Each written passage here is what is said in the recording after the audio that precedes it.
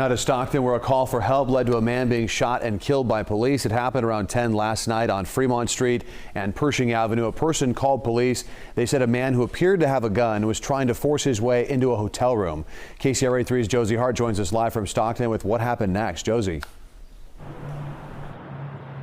Well, we're actually standing right outside the Red Roof Inn Hotel here on Fremont Street. This is where police say that initial call about a break-in came in. And actually, if you look just down the street below the freeway, there is an urgent care facility there. And in front of that is where officers made contact with the suspect, ultimately taking him down. And here's what we know so far. Investigators going door to door this morning along Fremont Street and Pershing Avenue to gather any possible witness testimony or surveillance video regarding the shooting that happened overnight. Police say that at around 10 p.m. last night, they made contact with a man in front of the Concentra Medical Center who was suspected of forcing his way into a hotel room, but that he was not compliant. They say he walked past officers, and when they asked him to stop, he turned around, pulled out what appeared to be a gun from his pants, and that's when one officer fired his weapon.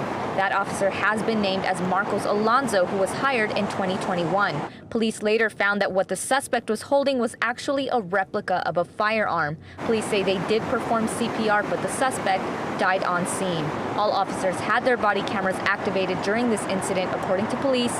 They say no officers were injured, and all officers involved have been placed on paid administrative leave.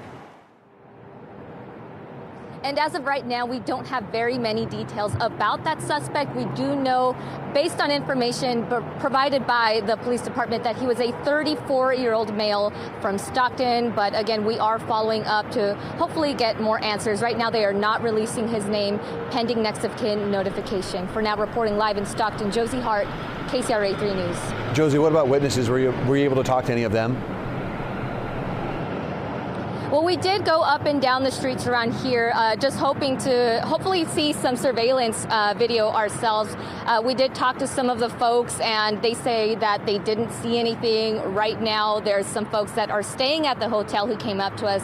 They were asking us the questions. They said that they don't really know what's going on. They did tell us that they saw the individual trying to kick down some doors. But again, we are reaching out to police. They told us they were not available to talk to us earlier today when we reached out, but we are hoping to get more answers throughout the day. All right, Josie Hart live for us in Stockton. Thank you. And anyone with information is asked to call the Stockton Police Department.